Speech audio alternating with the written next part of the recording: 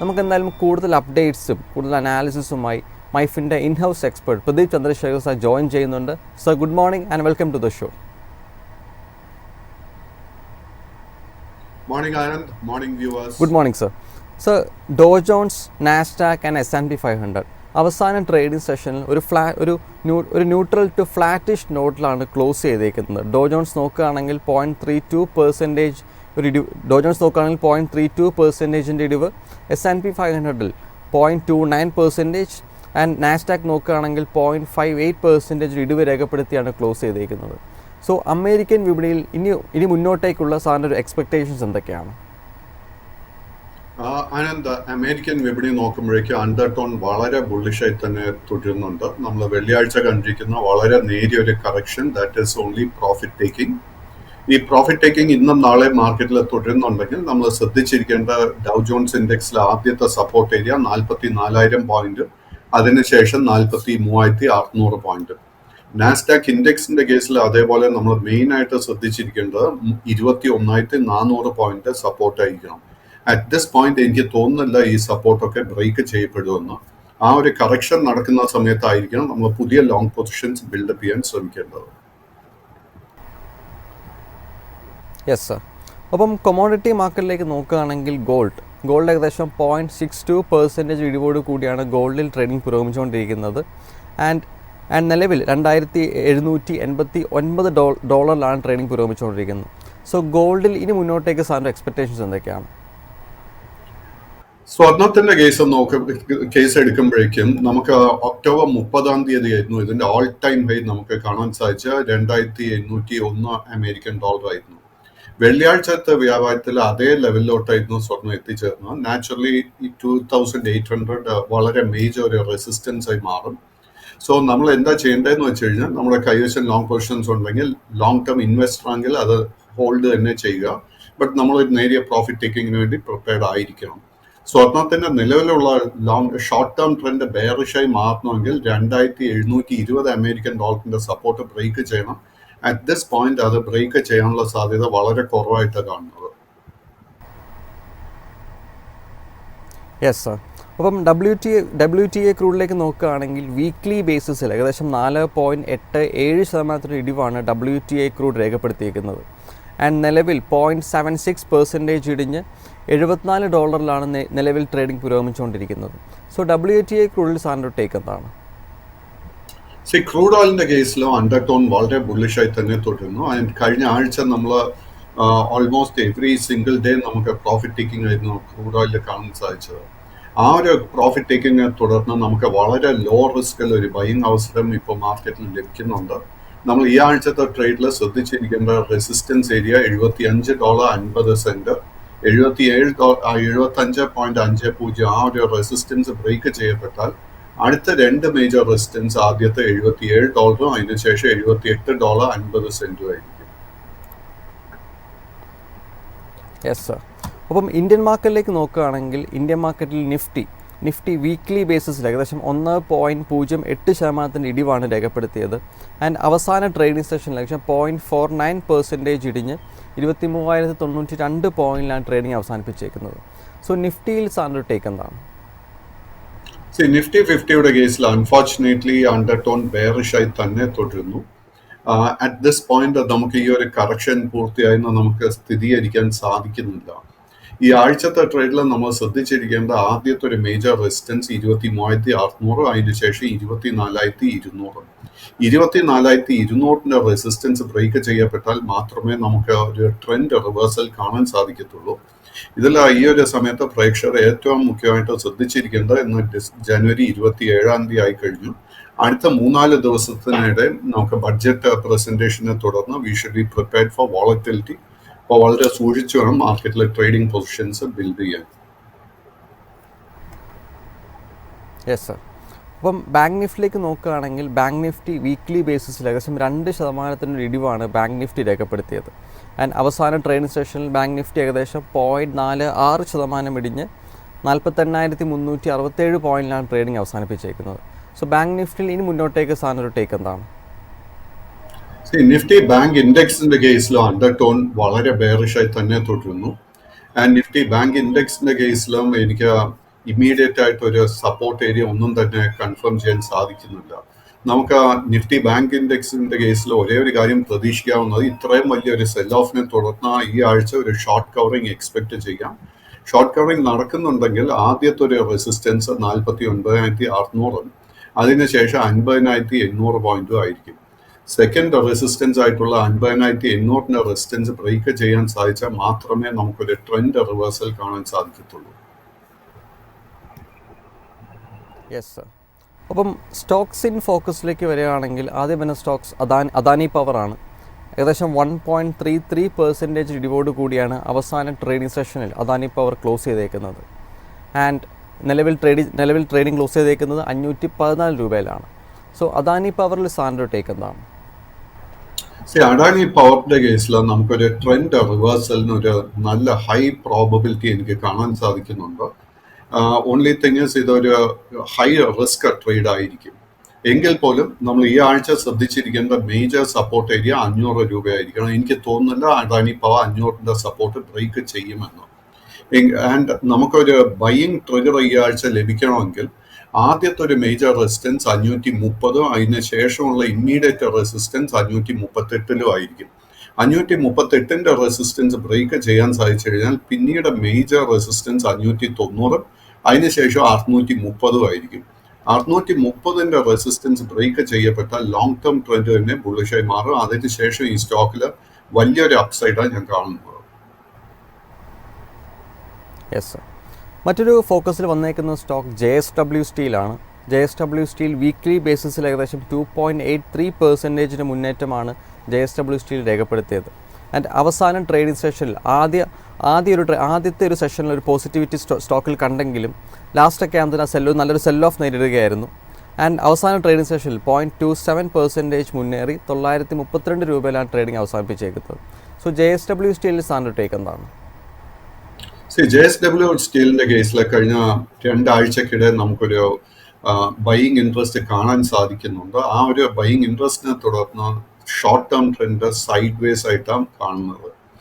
So ഈ ആഴ്ച നമ്മളൊരു പ്രോഫിറ്റ് ടേക്കിങ്ങിന് വേണ്ടി പ്രിപ്പയർഡ് ആയിരിക്കണം. ആ പ്രോഫിറ്റ് ടേക്കിങ്ങിന്റെ സ്ട്രെങ്ത്തിന്റെ അടിസ്ഥാനത്തായിരിക്കും നമുക്കൊരു ലോ റിസ്ക് ബൈയിങ് അവസരം ലഭിക്കുന്നുണ്ടോ ഇല്ലയോ എന്ന് സ്ഥിരീകരിക്കാൻ സാധിക്കുന്നു. അറ്റ് ദിസ് മൊമെന്റ് നമുക്ക് ലോ റിസ്ക് ആയിട്ട് ഒരു ബൈയിങ് ഓപ്പർച്യൂണിറ്റി ഈ സ്റ്റോക്കിൽ കാണാൻ സാധിക്കുന്നില്ല. Yes sir.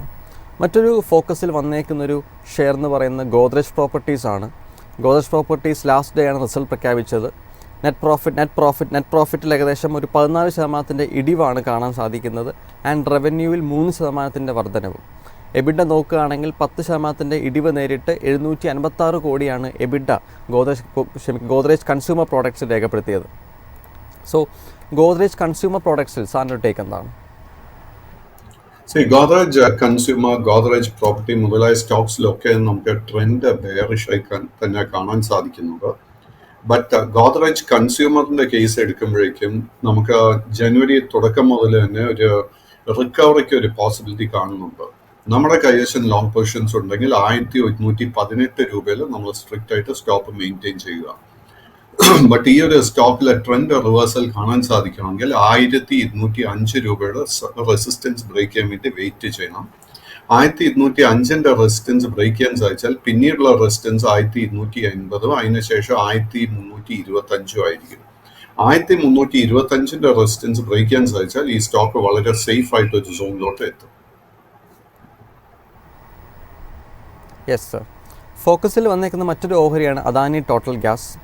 അവസാന ട്രേഡിംഗ് സെഷനിൽ -2.54% ഇടിവാണ് അദാനി ടോട്ടൽ ഗ്യാസ് രേഖപ്പെടുത്തിയത്. ആൻഡ് ട്രേഡിംഗ് അവസാനിപ്പിച്ചേക്കുന്നത് 641 രൂപയിലാണ്.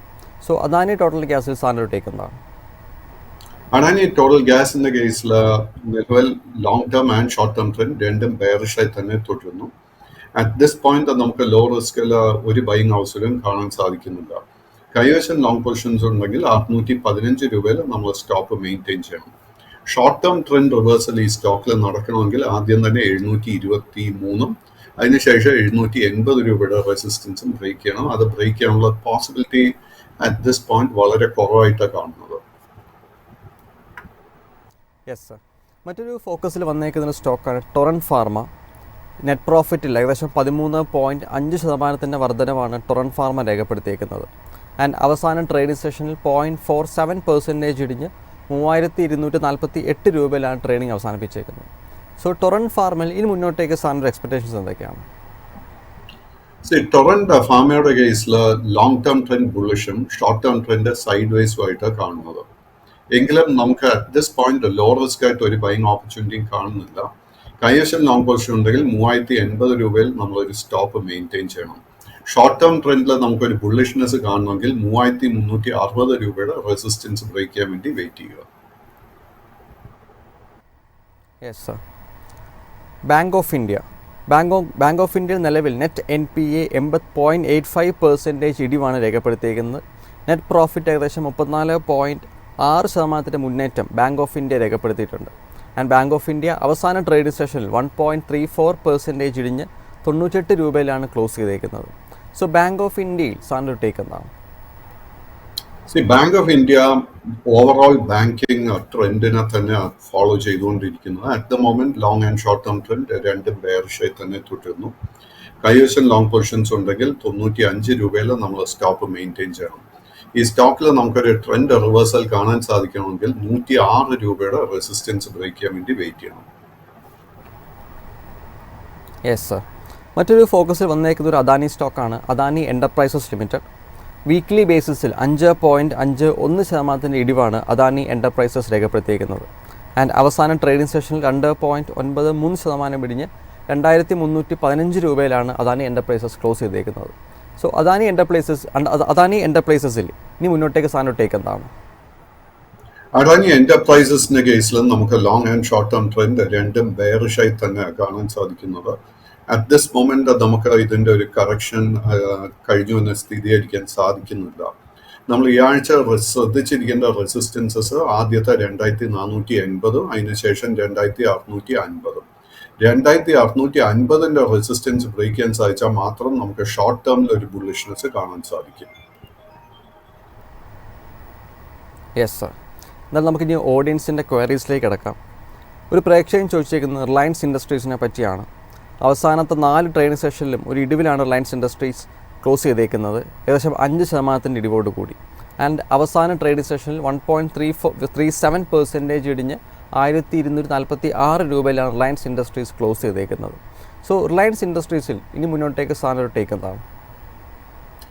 റിലയൻസ് ഇൻഡസ്ട്രിയുടെ കേസിൽ long term trend and short term trend രണ്ടും ബെയറിഷായി തന്നെ തുടരുന്നു. ബട്ട് നമുക്കൊരു ഷോർട്ട് ടേം ട്രെൻഡ് റിവേഴ്സലിന് ഒരു പോസിബിലിറ്റി കാണാൻ സാധിക്കുന്നുണ്ട്. നമ്മൾ ഈ ആഴ്ചത്തെ ട്രേഡിൽ ശ്രദ്ധിച്ചിരിക്കേണ്ട 1276 രൂപയുടെ റെസിസ്റ്റൻസ് ആയിരിക്കണം. ഈ ഒരു റെസിസ്റ്റൻസ് ബ്രേക്ക് ചെയ്യാൻ സാധിച്ചാൽ ഷോർട്ട് ടേം ട്രെൻഡ് ബുള്ളിഷായി മാറും. അതിനുശേഷമുള്ള റെസിസ്റ്റൻസ് കാണുന്ന 1330, അതിനുശേഷം 1390 രൂപയോ. 1390 റെസിസ്റ്റൻസ് ബ്രേക്ക് ചെയ്യാൻ സാധിച്ചാൽ ലോങ് ടേം ട്രെൻഡ് പോലും ബുള്ളിഷായി മാറും. Yes sir. മറ്റൊരു പ്രേക്ഷകൻ ചോദിച്ചേക്കുന്നത് NMDCയെ പറ്റിയാണ്. വീക്ക്ലി ബേസിസിൽ 1.8% മുന്നേറ്റമാണ് NMDC രേഖപ്പെടുത്തിയേക്കുന്നത്. ആൻഡ് അവസാന ട്രേഡിംഗ് സെഷനിൽ ഏകദേശം 2% ഇടിഞ്ഞ് 66 രൂപയിലാണ് ക്ലോസ് ചെയ്തേക്കുന്നത്. സോ NMDC ലിമിറ്റഡിൽ ഇനി മുന്നോട്ടേക്ക് സാറിൻ്റെ എക്സ്പെക്ടേഷൻസ് എന്തൊക്കെയാണ്? NMDCയുടെ കേസിൽ long term and short term trend രണ്ടും ബെയറിഷായി തന്നെ തുടരുന്നു. ആൻഡ് കഴിഞ്ഞ ആഴ്ച നമ്മൾ കണ്ടിരിക്കുന്ന റിക്കവറി അറ്റ് ദിസ് മൊമെന്റ് നമുക്ക് ഷോർട്ട് കവറിംഗ് ആയിട്ട് മാത്രമേ വിലയിരുത്താൻ സാധിക്കത്തുള്ളൂ. സോ ഈ ആഴ്ച വീണ്ടും നമ്മൾ വോളറ്റിലിറ്റിക്ക് വേണ്ടി പ്രിപ്പയർഡ് ആയിരിക്കണം. ഷോർട്ട് ടേം ട്രെൻഡിൽ നമുക്കൊരു ബുള്ളിഷ്നെസ് കാണണമെങ്കിൽ 72, ആൻഡ് ലോങ് ടേം ട്രെൻഡ് ബുള്ളിഷായി മാറണമെങ്കിൽ 78 രൂപയുടെയും റെസിസ്റ്റൻസ് ബ്രേക്ക് ചെയ്യണം. അറ്റ് ദിസ് പോയിന്റ് ഈ രണ്ട് റെസിസ്റ്റൻസ് ബ്രേക്ക് ചെയ്യാനുള്ള പോസിബിലിറ്റി വളരെ കുറവായിട്ടാണ് കാണുന്നത്. Yes sir. മറ്റൊരു പ്രേക്ഷകൻ ചോദിച്ചേക്കുന്നൊരു ഓഹരിയാണ് NTPC Green Energy Limited. Listing പ്രൈസിലോട്ട് വളരെ ക്ലോസ് ആയിട്ടാണ് നിലവിൽ ട്രേഡിംഗ് നടന്നുകൊണ്ടിരിക്കുന്നത്. ആൻഡ് വളരെ റീസെൻ്റ്ലി ലിസ്റ്റ് ചെയ്തൊരു കമ്പനിയും കൂടിയാണ്. ആൻഡ് വീക്ക്ലി ബേസിസിൽ ഏകദേശം 8.62% ഇടിവ് രേഖപ്പെടുത്തി. ആൻഡ് അവസാന ട്രേഡിംഗ് സെഷനിൽ 0.75% ഇടിഞ്ഞ് 112 രൂപയിലാണ് NTPC Green Energy limited trading close ചെയ്തേക്കുന്നത്. സോ NTPC ഗ്രീൻ എനർജി ലിമിറ്റഡിൽ ഇനി മുന്നോട്ടേക്ക് സാറിൻ്റെ ടേക്ക് എന്താണ്? അൺഫോർച്ചുനേറ്റ്ലി NTPC ഗ്രീനിന്റെ കേസിൽ നമുക്ക് എല്ലാ ട്രെൻഡും ബെയറിഷായിട്ടാണ് കാണാൻ സാധിക്കുന്നത്. ലിസ്റ്റിംഗിന് ശേഷം ഒത്തിരി വോളറ്റിലിറ്റി സ്റ്റോക്കിൽ നടന്നിട്ടുണ്ട്. കൈവശം ലോങ് പൊസിഷൻ ഉണ്ടെങ്കിൽ 108 രൂപയിൽ സ്ട്രിക്റ്റ് ആയിട്ട് ഒരു സ്റ്റോപ്പ് മെയിൻറ്റെയിൻ ചെയ്യുക. പുതിയ ലോങ് പൊസിഷൻസ് കറന്റ് ലെവൽസിൽ അഡ്വൈസ് ചെയ്യുന്നില്ല. Yes sir. സൗമ്യ ജെയിൻ എന്നൊരു പ്രേക്ഷക ചോദിച്ചേക്കുന്നത് ഭാരതി എയർടെലിനെ പറ്റിയാണ്. അവസാന ട്രേഡിംഗ് സെഷനിൽ 0.54% മുന്നേറി 1644 രൂപയിലാണ് ക്ലോസ് ചെയ്തേക്കുന്നത്. സോ ഭാരതി എയർടെൽ ഇനി മുന്നോട്ടേക്ക് സാധനോട്ടേക്ക് എന്താണ്? ഭാരതി എയർടെലിന്റെ കേസിൽ അണ്ടർടോൺ ബുള്ളിഷായി തന്നെ തുടരുന്നു. ലോങ് ടേം ട്രെൻഡ് വളരെ ബുള്ളിഷായി തന്നെ തുടരുന്നത്. ആൻഡ് ഷോർട്ട് ടേം നോക്കുമ്പോഴേക്കും നമുക്ക് സെപ്റ്റംബർ മാസത്തിന് ശേഷം ഈ സ്റ്റോക്ക് വലിയൊരു കൺസോൾട്ടേഷൻ സൈഡ് വേസ് മൂവിലായിട്ടായിരുന്നു ഏർപ്പെട്ടിരുന്നത്. ബട്ട് കഴിഞ്ഞ 3 ട്രേഡിംഗ് സെഷൻസിൽ നേരിയ തോതിൽ ഈ സ്റ്റോക്കിൽ വീണ്ടും ഒരു ബൈയിങ് ഇൻട്രസ്റ്റ് വന്നു തുടങ്ങിയിട്ടുണ്ട്. നമുക്ക് വേണമെങ്കിൽ കറന്റ് ലെവൽസിൽ തന്നെ ലോങ് പൊസിഷൻ ബിൽഡ് ചെയ്യാം. ബട്ട് അങ്ങനെ ലോങ് പൊസിഷൻ എടുക്കുന്നുണ്ടെങ്കിൽ 1590 രൂപയിൽ വളരെ സ്ട്രിക്റ്റ് ആയിട്ട് സ്റ്റോപ്പ് മെയിൻറ്റെയിൻ ചെയ്യണം. ഇതിന്റെ റീസൺ എന്താണെന്ന് വെച്ച് കഴിഞ്ഞാൽ overall market is still bearish. And ഞാൻ നേരത്തെ സൂചിപ്പിച്ചതുപോലെ 4 ദിവസത്തിനകം നമുക്ക് പുതിയ ബഡ്ജറ്റ് വരും. ആ സമയത്തൊക്കെ മാർക്കറ്റിൽ നമ്മൾ വോളറ്റിലിറ്റിക്ക് വേണ്ടി പ്രിപ്പയർഡ് ആയിരിക്കണം. Yes sir. മറ്റൊരു പ്രേക്ഷകൻ ചോദിച്ചേക്കുന്നത് PNB ഹൗസിംഗ് ഫൈനാൻസ് ലിമിറ്റഡിനെ പറ്റിയാണ്. വീക്ക്ലി ബേസിസിൽ 3% ഇടിവാണ് രേഖപ്പെടുത്തിയത്. ആൻഡ് അവസാന ട്രേഡിംഗ് സെഷനിൽ ഏകദേശം 2.30% ഇടിഞ്ഞ് 863 രൂപയിലാണ് ക്ലോസ് ചെയ്തേക്കുന്നത്. സോ PNB ഹൗസിംഗ് ഫൈനാൻസ് ലിമിറ്റഡിൽ സാറിൻ്റെ എക്സ്പെക്ടേഷൻസ് എന്തൊക്കെയാണ്? PNB ഹൗസിംഗിന്റെ കേസിൽ long term and short term trend രണ്ടും സൈഡ് വേസ് ആയി തന്നെ തുടരുന്നു. കൈവശം ലോങ് പൊസിഷൻ ഉണ്ടെങ്കിൽ 795 രൂപയിലായിരിക്കണം നമ്മൾ സ്റ്റോപ്പ് മെയിൻറ്റെയിൻ ചെയ്യേണ്ടത്.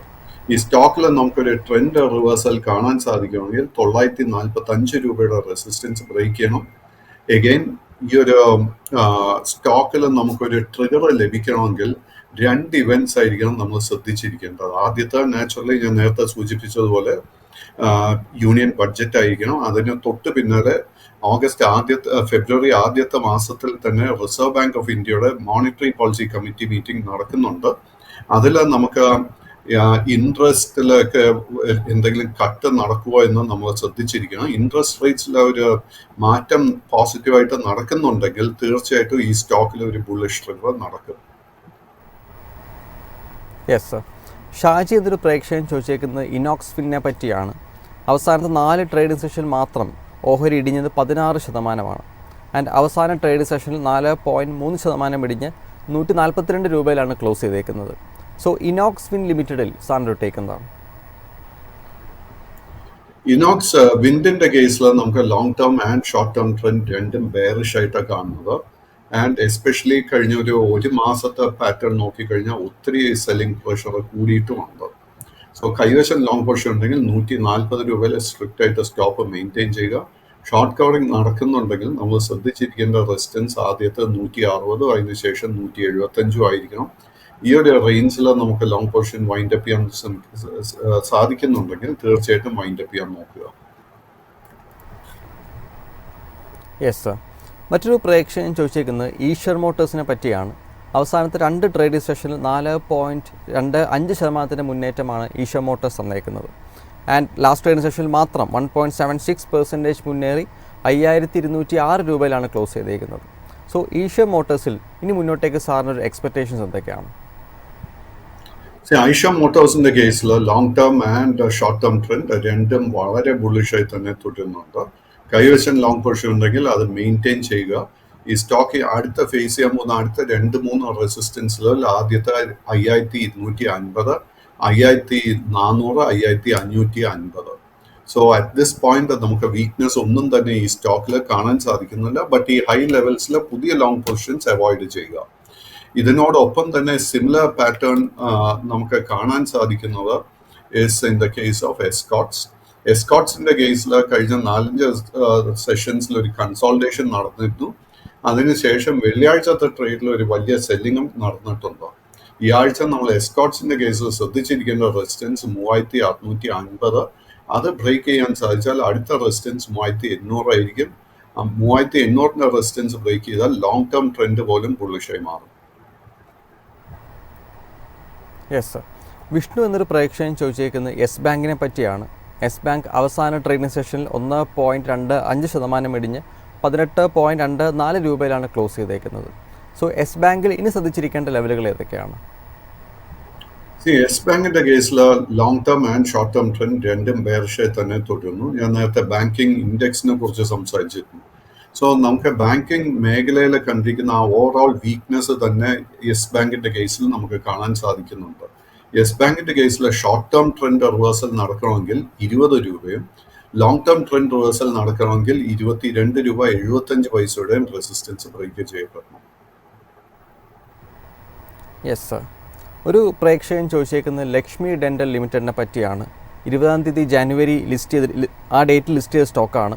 ആൻഡ് അവസാനം ട്രേഡ് സെഷൻ 2.95% ഇടിഞ്ഞ് 514 രൂപയിലാണ് ക്ലോസ് ചെയ്തേക്കുന്നത്. സോ ലക്ഷ്മി ഡെൻ്റൽ ലിമിറ്റഡിൽ സാറിൻ്റെ ടേക്ക് എന്താണ്? ലക്ഷ്മി ഡെന്റലിനെ കുറിച്ച് നമുക്ക് ഒരു ഒപ്പീനിയൻ നൽകാൻ വളരെ ബുദ്ധിമുട്ടാണ്. കാര്യം ലിസ്റ്റ് ചെയ്തിട്ട് വെറും 5 ട്രേഡിംഗ് സെഷൻസേ കഴിഞ്ഞിട്ടുള്ളൂ. ബട്ട് നമ്മൾ അടുത്ത കാലത്ത് ലിസ്റ്റ് ചെയ്ത പല സ്റ്റോക്സും പഠിച്ചു കഴിഞ്ഞാൽ നമുക്ക് മനസ്സിലാവുന്ന ഒത്തിരി വോളറ്റിലിറ്റി ഈ സ്റ്റോക്സിലൊക്കെ നടക്കുന്നുണ്ട്. സോ കൈവശം ലോങ് പൊസിഷൻ ഉണ്ടെങ്കിൽ നമ്മൾ എന്താ ചെയ്യേണ്ടതെന്ന് വെച്ച് കഴിഞ്ഞാൽ വളരെ സ്ട്രിക്റ്റ് ആയിട്ട് 477 രൂപയിൽ ഒരു സ്റ്റോപ്പ് മെയിൻറ്റെയിൻ ചെയ്യണം. നമ്മൾ ഹൈലി സ്പെക്കുലേറ്റീവ് ആയിട്ട് ഒരു ഹൈ റിസ്ക് ട്രേഡിന് വേണ്ടി പ്രിപ്പയർഡ് ആണെങ്കിൽ 585 രൂപയുടെ റെസിസ്റ്റൻസ് ബ്രേക്കാൻ വേണ്ടി വെയിറ്റിംഗ് ചെയ്യുക. Yes sir. മറ്റൊരു പ്രേക്ഷകൻ ചോദിച്ചേക്കുന്ന DLFനെ പറ്റിയാണ്. DLFിൻ്റെ നെറ്റ് പ്രോഫിറ്റ് പരിശോധിക്കുകയാണെങ്കിൽ 69.2% ഒരു മുന്നേറ്റമാണ് നെറ്റ് പ്രോഫിറ്റിൽ DLF രേഖപ്പെടുത്തിയിരിക്കുന്നത്. ആൻഡ് അവസാന ട്രേഡിംഗ് സെഷനിൽ 2.77% ഇടിഞ്ഞ് 695 രൂപയിലാണ് DLF ക്ലോസ് ചെയ്തേക്കുന്നത്. സോ DLFിൽ ഇനി ശ്രദ്ധിച്ചിരിക്കേണ്ട ലെവലുകൾ ഏതൊക്കെയാണ്?